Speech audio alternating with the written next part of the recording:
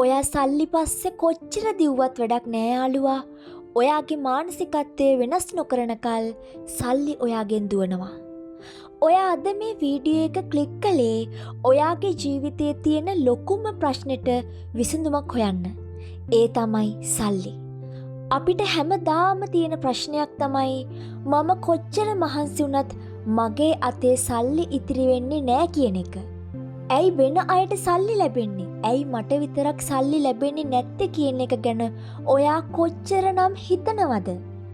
ගොඩක් අය හිතන්නේ සල්ලි හම්බ කරන්න නම් රෑ තිස්සේ ඇස් අරගෙන සිරුර වෙහෙසලා කුලිය වැඩක් හරි ගොඩාක් ඇඟ මහන්සි කරන්න හරි ඕනේ කියලා. හැබැයි ලෝකේ ඉන්න ධනවත්ම මිනිස්සු සල්ලි හම්බ කරන්නේ එහෙම නෙවෙයි. ඔවුන් ළඟ ලොකු රහසක් තියෙනවා.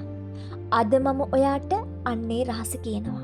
ඔවුන් සල්ලි පස්සේ දුවන්නේ නෑ. ඔවුන් සල්ලි Taman වෙතට ආකර්ෂණය කරගන්නවා. අද මම ඔයාට කියන්න යන්නේ නිකම්ම නිකම් හීන ලෝකයක දකින මොටිවේෂන් එකක් නෙවෙයි.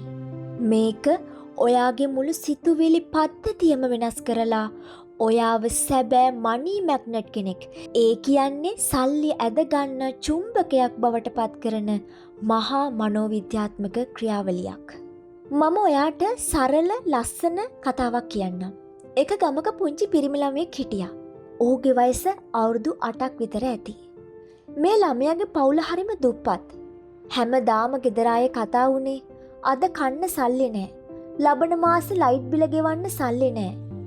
අපිට කවදාවත් හරියන්නේ නෑ කියන අසුබ නෙගටිව් කතා විතරයි. මේ දරුවගේ උපවිඤ්ඤාණය ඇතුළටම කාවැදුනේ සල්ලි කියන්නේ හරිම හිඟ දෙයක්. සල්ලි හොයන එක මහා කරුමයක් කියන සිතුවිල්ල. එක දවසක් මේ ළමයාට පාරේ වැටිලා තිබිලා එක රුපියලේ කාසියක් හම්බ වෙනවා. එයා මාරම සතුටු වෙනවා. එයා කෙලින්ම ගියේ වත්ත කෙළවරේ තියෙන වැලි ගොඩක් ළඟට. එතන පොඩි වලක් හාරලා ඒ කාසිය ඒ වල ඇතුළට දැම්මා. ඊට පස්සේ ඒ වල වහලා කාසිය උඩින් වැලි දාලා දරුවා ඒ වැලි ගොඩ දිහා බලන් හිටියා. ඔහුගේ ඔළුව ඇතුලේ ඒ වෙලාවේ ලොකු හීනයක් වැඩ කළා. ඔහු හිතුවා මම මේ කාසිය පැල කරා. හෙට උදේ වෙද්දි මෙතන ලොකු සල්ලි ගහක් වැවෙයි. ඒ ගහේ කොළ වෙනුවට තියෙන සල්ලි කොළ. මට ඕන වෙලාවට ඒ ගහේ සල්ලි කඩා ගන්න පුළුවන් කියලා. ඔහු ඒක මුළු හදවතින්ම විශ්වාස කළා. පහුවදා උදේ දරුවා දුවලා ගියා වැලිගොඩ ළඟට. හැබැයි එතන කිසිම ගහක් වැවිලා තිබුණේ නැහැ. දරුවා හඬමින් වැලිගොඩ හාරලා තමන්ගේ කාසිය ආපහු ගත්තා. අන්න එදා ඔහු තීරණය කළා මම හිතන දේවල් කවදාවත් සැබෑ වෙන්නේ නැහැ. සල්ලි කියන්නේ මට අයිති නැති දෙයක් කියලා නෙගටිව් ආකල්ප පුළුවන් තරම් ඔලුවට දාගත්තා. ඔහු වැඩිහිටියෙක් වුණාට පස්සේ රැකියාවක් කළා. මහන්සි වුණා. හැබැයි කවදාවත් ධනවතෙක් වුණේ නෑ. ඒ ඇයි? ඔහුගේ යටිසිත ඇතුලේ තවමත් අර හඬා වැටුණු මට සල්ලි නෑ කියන වැරදි ප්‍රෝග්‍රෑම් එක රන් වුණ හින්දා. ලෝකෙ 90%ක් මිනිස්සු පරදින්නේ මෙන්න මේ දුප්පත් මානසිකත්වය තමන්ගේ ඔළුව ඇතුලේ තියාගෙන සල්ලි පස්සේ දුවන නිසා. ඔයා ටිකකට මැග්නට් එකක් ගැන හිතන්න, චුම්බකයක් ගැන හිතන්න. චුම්බකයක් තමන්ගේ ළඟට ඇදගන්න යකඩ කෑලි විතරයි. ප්ලාස්ටික් කෑලි ඇදගන්නේ නැහැ. ඔයාගේ මනසත් හරියට අන්න ඒ වගේ. ඔයාගේ ඔළුව ඇතුලේ තියෙන්නේ සල්ලි නෑ, මම අසරණයි, මට බෑ කියන සිතුවිලි නම් ඔයාගේ චුම්බකයට ඇදිලා එන්නේ තවත් ණය ප්‍රශ්න සහ අගහිඟකම් විතරයි. ලෝකයේ අද ඉන්න දැවැන්තම ව්‍යවසායකයෙක් වන ඉලොන් මස්ක් දිහා බලන්න. ඔහු ටෙස්ලා සහ ස්පේස් එක්ස් සමාගම් පටන් ගන්නකොට ඔහුට සල්ලි තිබුණේ නැහැ. හැබැයි ඔහු ළඟ එක දෙයක් තිබුණා. ඒ තමයි සිග්නල් ඕවර් නොයිස් කියන න්‍යාය. ඔහු වටේ තිබුණ නිදහසට කරුණු, ඒ කියන්නේ නරක ආර්ථිකය, සල්ලි නැතිකම කියන බාහිර සද්දවලට ඔහු සවන් දුන්නේ නැහැ. ඔහු ෆෝකස් කළේ, ඔහු අවධානය යොමු කළේ තමන්ගේ වටිනාකම සහ ක්‍රියාව කියන සංඥාවලට විතරයි. ඔහු සල්ලි පස්සේ දිව්වේ නෑ. ඔහු ලෝකයට විසඳුම් දුන්නා. එතකොට සල්ලි ඔහුව හඹාගෙන ආවා.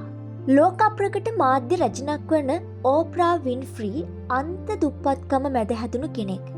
හැබැයි ඇය පවසනවා මිනිස්සෙකුට තමන්ගේ ආකල්ප වෙනස් කිරීමෙන් පමණයි තමන්ගේ අනාගතය වෙනස් කරන්න පුළුවන් කියලා. ඇය අද මේ වගේ තත්වකට ආවේ ඇය තමන්ගේ දුප්පත්කම දිහා බලන කෝණය වෙනස් කළා. ඔයාට සල්ලි ආකර්ෂණය කරගන්න නම් මුලින්ම ඔයා සල්ලි ගැන හිතන විදිය වෙනස් කරන්න ඕනේ. ඔයා සල්ලි දකින්නේ හැම ප්‍රශ්නයකටම මුල විදියටද? නැත්නම් ජීවිතේ ලස්සන කරන්න පුළුවන් හොඳ මෙවලමක් විදියටද? ඔයා දිනපතා කරන ලොකුම වැරද්ද තමයි බිල් එකක් ගෙවන්න වුණාම නැත්නම් බඩු ගන්න සල්ලි වියදම් කරද්දී හිතින් දුක් වෙන එක. අයියෝ මගේ සල්ලි ටික ඉවර වෙනවනේ කියලා ඔයා ලෝකයට නිකුත් කරන්නේ හිඟකමේ සංකේතය. අද ඉඳන් ඔයා සල්ලි වියදම් කරද්දී සතුටින් වියදම් කරන්න. මේ සල්ලි නිසා මට මේ පහසුකම ලැබුණා. මට නැවත වතාවත් මේ වගේ 10 ගුණයකින් සල්ලි ලැබෙනවා කියලා ඔයා හිතන්න. ඔන්න මම දැන් ඔයාට මුලින්ම කිව්ව රහස කියන්නම්. මනි මැග්නට් කෙනෙක් වෙන්න නම් සල්ලි ආකර්ෂණය කරගන්න නම් ඔයාට පියවර 3ක් අනුගමනය කරන්න තියෙනවා.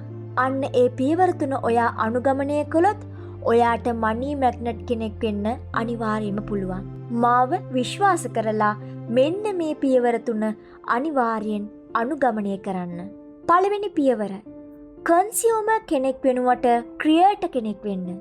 සෝෂල් මීඩියා වල අනුන්ගේ දේවල් බල සල්ලි සහ කාලය නාස්ති කරන එක නවත්තන්න. ලෝකයට ඔයාගේ දක්ෂතාවයකින් යම් වටිනාකමක් දෙන්න. Start creating value.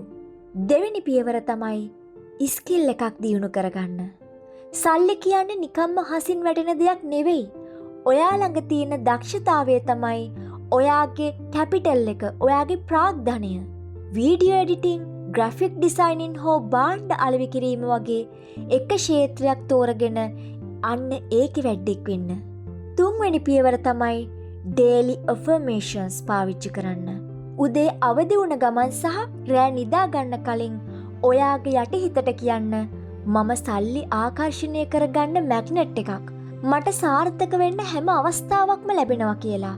එකම දේ රිපීට් කරද්දී යටිහිත ඒක ඇත්ත කියලා බාර ගන්නවා. ජෙෆ් බෙසෝස් ඇමසෝන් පටන් ගත්තේ ඔන්ලයින් පොත් විකුණන සරල අදහසකින්. ඔහු මිනිස්සුන්ගේ ප්‍රශ්නයකට විසඳුමක් දුන්නා. අන්තිමට සල්ලි ඉබේම ඔහු පස්සේ ආවා. ව්‍යාපාරයක් කියන්නේ සල්ලි හොයන එක විතරක් නෙවෙයි, මිනිස්සුන්ගේ ගැටලු විසඳන එකයි. මගේ ආදරණීය යාළුවේ, ඔයා දුප්පත් පවුලක ඉපදුනා නම් ඒක ඔයාගේ වැරැද්දක් නෙවෙයි. හැබැයි ඔයා දුප්පත් මිනිසෙක් විදියට මැරිලා යනවා නම් අන්න ඒක අනිවාර්යයෙන්ම ඔයාගේ වැරැද්දක්. අද ඉඳන් සල්ලි පස්සේ පිස්සෙක් වගේ දුවන එක නවත්තන්න. ඔයාගේ ශක්තිය, ඔයාගේ කාලය, ඔයාගේ දියුණුව වෙනුවෙන් ආයෝජනය කරන්න. ඔයා වටින මිනිසෙක් වෙනකොට, ඔයා ළඟ දක්ෂතාවයක් තියෙනකොට මුළු ලෝකෙම තියෙන සල්ලි ඔයා ඉන්න තැන හොයාගෙන එන්න පටන් ගන්නවා. ඔයා අසාර්ථක කෙනෙක් නෙවෙයි. ඔයා තවමත් හැදෙමින් පවතින කෙනෙක් විතරයි. ඔයා ග්‍රෝවින් වෙන කෙනෙක් විතරයි. ඔයාගේ මනස ධනවත් කරගන්න. අන්න එතකොට තමයි ඔයාගේ බැංකු ගිණම ධනවත් වෙන්නේ. Don't wait for money to start. Start and money will follow. සල්ලි එනකන් බලන් ඉන්න එක නවත්තන්න. අදම වැඩ කරන්න පටන් ගන්න. සල්ලි ඔයා පස්සේ ඉබේම දුවගෙන එනවා. මං විශ්වාස කරනවා ඔයාට මේක පුළුවන්.